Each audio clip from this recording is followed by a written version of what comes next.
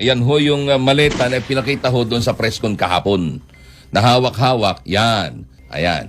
Ngayon, ano ang kaugnayan ng mountain bike? Sundan natin itong kasunod na picture.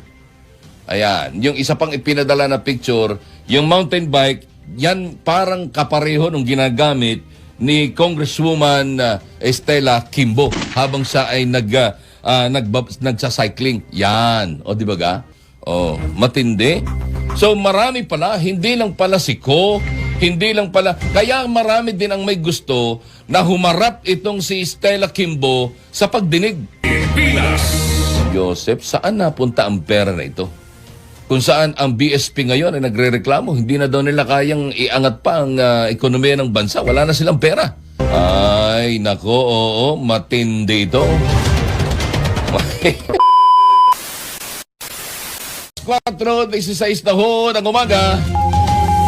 Narito na ho ang ulo ng mga balita ng ating pagsasaluhan ngayong araw na ito ng Miyerkules na, no? Tama ba ka? Miyerkules, ika-25 sa buwan ng Pebrero 2026. Araw ho ngayon ng Baklaran. Oo, yung mga sisimba sa Baklaran, biyahe na hanggat maluwag pa ang kahabaan ng EDSA. Sa detalye ng ating mga headlines. Mga dating sundalong Marines lumantad kaugnay sa daan-daang bilyong pisong anomalya sa flood control projects. Kampo ni dating Pangulong Digong humirit sa ICC na pauwi na siya sa Pilipinas. ICC, inilatag ang mga co-perpetrators ni FPRRD. Vice President Sara, nagatid naman ang tulong sa mga biktima ng bagyong Basyang sa Iligan City. Code of Conduct sa South China Sea, posibleng mabuo sa December ayon kay Senator Erwin Tulfo. Ang plunder case naman ni Senator Jinggoy, 4 na iba pa, pinalakas daw ho ng NBI. At apila ni Curly Discaya na makalaya sa Senado, tinabla ng Pasay Regional Trial Court. Balita, impormasyon at balitaktakan. Kasama si Ronnie Ramos. Abante Pilipinas. 18 dating miyembro ng militar at security personnel na konektado umano kay dating ako Bicol Party List Representative Zaldico ang humarap sa media upang isiwalat ang aligasyon ng malawakang paghahatid ng pera sa bahay ni Pangulong Ferdinand Marcos Jr. sa Ilocos Norte mula 2022 hanggang 2025. Sa kanilang mga pahayag, kinumpirma ng mga ito ang naunang akusasyon ni dating Marine Orly Gorteza na nagdala umano ng pera kay dating House Speaker at Leyte Representative Martin Romualdez na iniuugnay sa mga kickback mula sa flood control projects.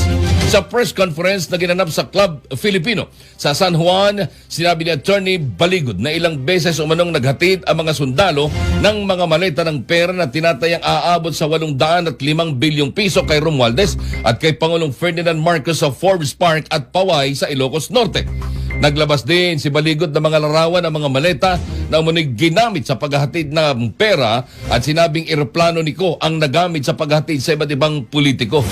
Nauna nang inihayag ni Gutesa na nagdala siya ng 46 na maleta ng pera kay Romualdez at dating ako Bicol Representative Zaldico habang iginiit ni Baligod na si Marcos umano ang utak ng anomalya at nasa ilalim niya ang mga nasabing opisyal. Iniulat din ni Baligod na may impormasyon siyang umalis na ng bansa si Gutesa. Abante Pilipinas. Alalang ho akong voice clip pero narinig kong sinabi na talagang tinakot si Gutesa, parang gano'n sorry, hindi ko masyadong maalala yung eksakto pero mukhang tinakot si Gutesa tapos pinapirma ng recantation. Oo, nag-recant na siya doon sa kanyang mga sinabi, binaliktad na, and so on and so forth. At ngayon nga, ang pinakahuli nilang alam ay umalis na ng bansa si Gutesa. So ang tanong ay, sino ang nagkakanlong ngayong kay Gutesa? Hindi ba ga? Para hindi na ito magsalita pa. Ay, ngayon, so wala na si Gutesa, meron ngayong lumabas na 18 dating sundalong Marines.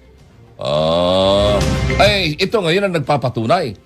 At ang matindi, marami pang mga pangalan ang sinasabing pinaghatiran nila ng mali-maletang pera kaugnay ng flood control Fund. Abante Pilipinas. Yung pondo ho ng flood control projects. Alas 4:20 ng umaga. Abante Pilipinas. Nagpahayag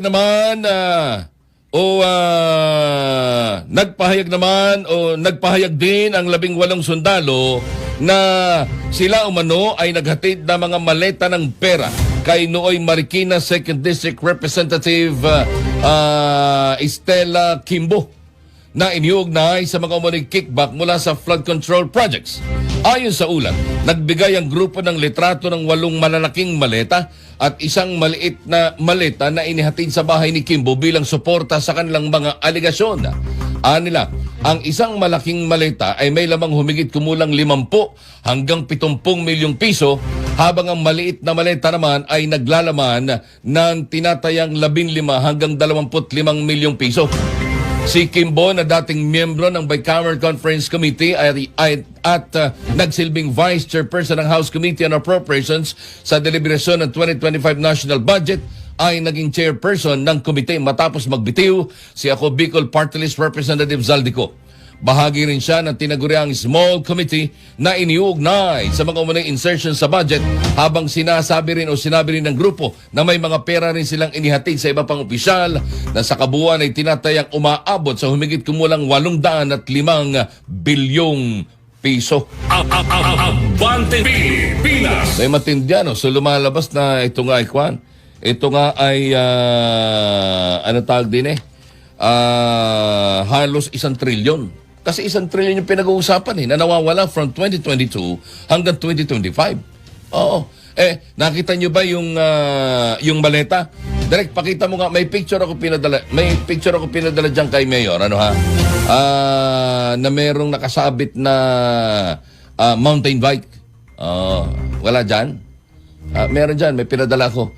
Nandun ho yung picture nung maleta.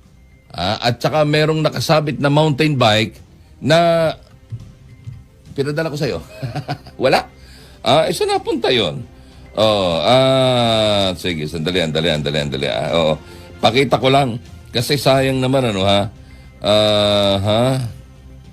Yun. Nandun sa kwan. Ito pala, sorry.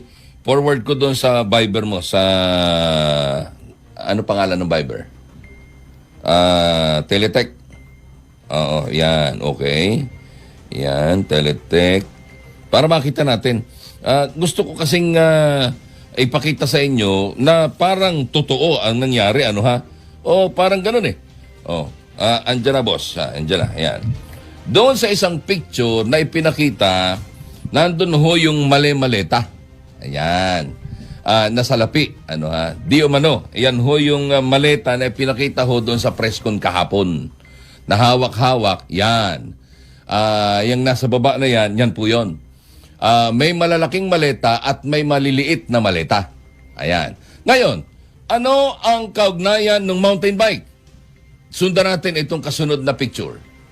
Ayan. Yung isa pang ipinadala na picture, yung mountain bike, yan parang kapareho nung ginagamit ni Congresswoman Estela Kimbo habang siya ay nagsa-cycling. Yan. Di ba ga?